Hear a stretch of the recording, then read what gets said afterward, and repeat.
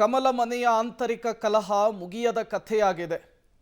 ದೆಹಲಿ ಪ್ರವಾಸದಲ್ಲಿರುವಂತಹ ವಿಜಯೇಂದ್ರ ಅವರು ಈಗ ಮತ್ತಷ್ಟು ದೂರನ್ನ ಕೊಡಲಿಕ್ಕೆ ಮುಂದಾಗ್ತಾ ಇದ್ದಾರೆ. ಅಮಿತ್ ಶಾ ಭೇಟಿ ಆಯಿತು. ಈಗ ಜೆಪಿ ನಡ್ಡಾ ಸರದಿ.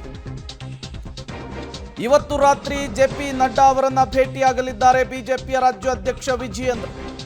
ಯತ್ನಾಳ್, ರಮೇಶ್ ಜಾರಕಿಹೊಳಿ, ಕುಮಾರ್ ಬಂಗಾರಪ್ಪ, ಅರವಿಂದ ಲಿಂಬಾವಳಿ, ಪ್ರತಾಪ್ ಸಿಂಹ, ಬಿಪಿ ಹರೀಶ್, ಜಿಎಂ ಸಿದ್ದೇಶ್ವರ್ ವಿರುದ್ಧ ಚಾರ್ಜ್ ಶೀಟ್ ರೆಡಿ ಮಾಡಿಕೊಂಡಿದ್ದಾರೆ ಬಿಜೆಪಿಯ ರಾಜ್ಯಾಧ್ಯಕ್ಷರು. ಪ್ರತ್ಯೇಕ ಸಭೆ, ಪ್ರತ್ಯೇಕ ಪ್ರವಾಸ, ಪಕ್ಷ ವಿರೋಧಿ ಚಟುವಟಿಕೆ. ನಡ್ಡಾಗೆ ಲಿಖಿತ ಚಾರ್ಜ್ ಶೀಟ್ ಕೊಡಲಿದ್ದಾರೆ ವಿಜಯೇಂದ್ರ ಅವರು. ಯತ್ನಾಳ್ ಟೀಮ್ ವಿರುದ್ಧ ಮತ್ತೊಮ್ಮೆ ವಿಜಯೇಂದ್ರ ಸಾಲು ಸಾಲು ಆರೋಪಗಳನ್ನ ವರಿಷ್ಠರ ಮುಂದಿಡ್ಲಿಕ್ಕೆ ರೆಡಿಯಾಗಿರುವಂತಹದ್ದು. ಮೊದಲು ಪ್ರಧಾನಿ ನರೇಂದ್ರ ಮೋದಿ ಅವರನ್ನ ಭೇಟಿಯಾಗಿದ್ರು. ಹೊಸ ವರ್ಷದ ಮೊದಲ ದಿನವೇ ಅಮಿತ್ ಶಾ ಅವರನ್ನ ಭೇಟಿಯಾಗಿದ್ರು. ಇವತ್ತು ಜೆಪಿ ನಡ್ಡಾ ಅವರನ್ನ ಭೇಟಿ ಆಗ್ತಾ ಇದ್ದಾರೆ. ಜೆಪಿ ನಡ್ಡಾ ಭೇಟಿ ಸಹಜವಾಗಿಯೇ ಕುತೂಹಲಕ್ಕೆ ಕಾರಣವಾಗ್ತಾ ಇದೆ. ಅವರ ಮುಂದೆ ರಾಜ್ಯ ಬಿಜೆಪಿಯಲ್ಲಾಗ್ತಾ ಇರುವಂತಹ ಬೆಳವಣಿಗೆಗಳು, ತಮ್ಮ ವಿರುದ್ಧ ಸ್ವಪಕ್ಷದವರೇ ಹೊರಹಾಕ್ತಾ ಇರುವಂತಹ ಅಸಮಾಧಾನ, ರಾಜ್ಯ ಬಿಜೆಪಿಯಲ್ಲಿರುವಂತಹ ಬಣರಾಜಕಾರಣ, ಅವರು ನಡೆಸ್ತಾ ಇರುವಂತಹ ಹೋರಾಟ, ಬಹಿರಂಗವಾಗಿ ಕೊಡ್ತಾ ಇರುವಂತಹ ಹೇಳಿಕೆ ಎಲ್ಲವನ್ನೂ ಕೂಡ ರೆಡಿ ಮಾಡಿಕೊಂಡು ವರಿಷ್ಠರ ಮುಂದಿಡ್ಲಿಕ್ಕೆ, ಜೆಪಿ ನಡ್ಡಾ ಅವರ ಮುಂದಿಡ್ಲಿಕ್ಕೆ BY ವಿಜಯೇಂದ್ರ ಅವರು ಮುಂದಾಗ್ತಾ ಇದ್ದಾರೆ. ಮೋದಿ, ಅಮಿತ್ ಶಾ ನಂತರ ಜೆಪಿ ನಡ್ಡಾ, ಈ ಮೂವರಿಗೂ ಕೂಡ ದೂರು ಸಲ್ಲಿಕೆಯ ನಂತರ ರಾಜ್ಯ ಬಿಜೆಪಿಯಲ್ಲಿ ಏನು ಬೆಳವಣಿಗೆಗಳಾಗುತ್ತೆ ಅನ್ನೋದು ಈಗಿರುವಂತಹ ಪ್ರಶ್ನೆ. ಈಗಷ್ಟೇ ಪಬ್ಲಿಕ್ ಟಿವಿ ಜೊತೆ ಮಾತನಾಡ್ತಾ ಇದ್ದಂತಹ ಸಂದರ್ಭದಲ್ಲಿ ಯತ್ನಾಳ್ ಹೇಳ್ತಾ ಇದ್ರು, ಯಾವ ಕಾರಣಕ್ಕೂ ಯಾರು ಉಚ್ಚಾಟನೆ ಮಾಡೋದಕ್ಕಾಗಲ್ಲ ಅನ್ನುವಂತಹ ಅರ್ಥದಲ್ಲಿ. ಈಗ ಒಬ್ಬರಾದ ಮೇಲೆ ಒಬ್ಬರನ್ನ ವರಿಷ್ಠರನ್ನ ಭೇಟಿ ಮಾಡ್ತಾ ಇದ್ದಾರೆ. ಹಾಗಾಗಿ ರಾಜ್ಯ ಬಿಜೆಪಿಯಲ್ಲಿ ಏನಾದರೂ ಕ್ಷಿಪ್ರ ಬೆಳವಣಿಗೆಗಳಾಗುತ್ತಾ, ಏನಾದರೂ ಮಹತ್ವದ ಬೆಳವಣಿಗೆಗಳಾಗುತ್ತಾ, ಸಹಜವಾಗಿಯೇ ಮುನ್ನೆಲೆಗೆ ಬರ್ತಾ ಇದೆ.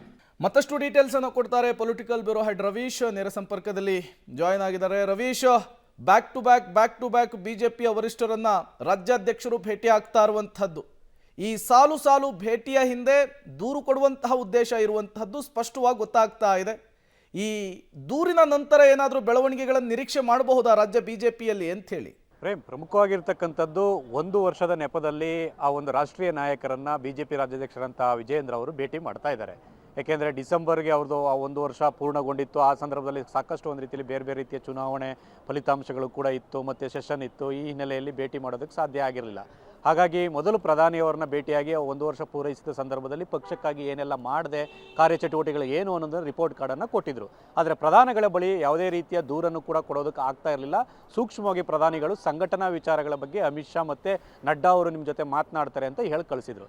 ಅದಾದ ಬಳಿಕ ನಿನ್ನೆ ಆ ಒಂದು ಅಮಿತ್ ಶಾ ಅವರನ್ನ ಭೇಟಿ ಮಾಡಿ ಸುದೀರ್ಘವಾಗಿ ಮಾತುಕತೆಯನ್ನು ನಡೆಸಿದರೆ ಒಂದು ಹಂತದ ಚಾರ್ಜ್ ಶೀಟನ್ನು ಕೂಡ ಸಲ್ಲಿಸಿರ್ತಕ್ಕಂಥದ್ದು.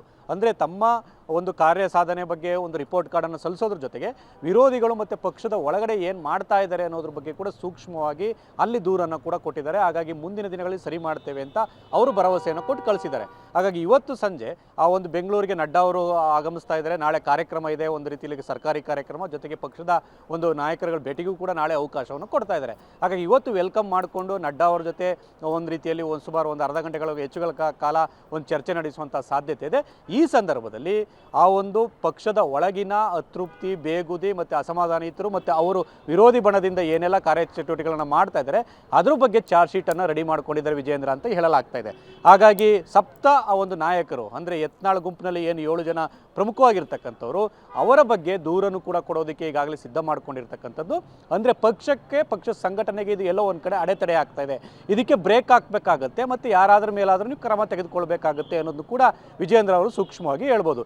ಈ ನಿಟ್ಟಿನಲ್ಲಿ ಜನವರಿಯಲ್ಲಿ ರಾಷ್ಟ್ರಾಧ್ಯಕ್ಷರ ಬದಲಾವಣೆ ಕೂಡ ನಡೆಯುತ್ತೆ. ಈ ಹಿನ್ನೆಲೆಯಲ್ಲಿ ಕೆಲ ಕಾರ್ಯತಂತ್ರಗಳನ್ನು ಕರ್ನಾಟಕದ ಮಟ್ಟಿಗೆ ಏನಾದರೂ ಬದಲಾವಣೆ ಮಾಡ್ಬೋದಾ ಅನ್ನೋ ನಿರೀಕ್ಷೆಯೂ ಕೂಡ ಇದೆ. ಆ ಕಾರಣಕ್ಕೋಸ್ಕರವಾಗಿ ವಿಜಯೇಂದ್ರ ಅವರ ದೂರು ಮತ್ತು ಚಾರ್ಜ್ ಶೀಟ್ ಏನಿದೆ ಅದು ಸಾಕಷ್ಟು ಮಹತ್ವವನ್ನು ಕೂಡ ಪಡೆದುಕೊಂಡಿರ್ತಕ್ಕಂಥದ್ದು. ನಾಳೆ ಸುಮಾರು 1 ಗಂಟೆಗಳ ಕಾಲ ರಾಜ್ಯ ಬಿಜೆಪಿ ನಾಯಕರ ಭೇಟಿಗೆ ನಡ್ಡಾ ಅವರು ಅವಕಾಶವನ್ನು ಕೂಡ ಕೊಟ್ಟಿದ್ದಾರೆ. ಈ ಸಂದರ್ಭದಲ್ಲಿ ಏನಾದರೂ ವಿರೋಧಿ ಬಣದಿಂದಲೂ ಕೂಡ ಪ್ರತ್ಯೇಕವಾಗಿ ಗುಂಪು ಹೋಗಿ ನಡ್ಡಾ ಅವರಿಗೆ ಪ್ರತಿ ದೂರನ್ನು ಕೂಡ ಕೊಡ್ತಾರಾ ಇಲ್ವೋ ಅನ್ನೋದು ಕೂಡ ಕಾದು ನೋಡಬೇಕು. ಒಟ್ಟಾರೆಯಾಗಿ ಬಿಜೆಪಿಲಿ ಸದ್ಯಕ್ಕೆ ಮುಗಿಯುವ ಲಕ್ಷಣಗಳು ಕಾಣ್ತಾ ಇಲ್ಲ. ಅದಕ್ಕೆ ಸಂಕ್ರಾಂತಿ ಬಳಿಕ ಆದರೂ ಕೂಡ ಎಲ್ಲೋ ಒಂದು ಕಡೆ ಬಿಜೆಪಿ ಹೈಕಮಾಂಡ್ನಿಂದ ಮದ್ದು ಅರೆಯುವಂಥ ಕೆಲಸ ಆಗುತ್ತಾ, ಅದಕ್ಕೇನಾದರೂ ಒಂದು ರೀತಿಯಲ್ಲಿ ಮುಲಾಮು ಹಚ್ತಾರ ಅನ್ನೋದು ಕೂಡ ಕಾದು ನೋಡಬೇಕು. Prem. Okay, thank you Ravish ತಮ್ಮೆಲ್ಲ ಮಾಹಿತಿಗಾಗಿ.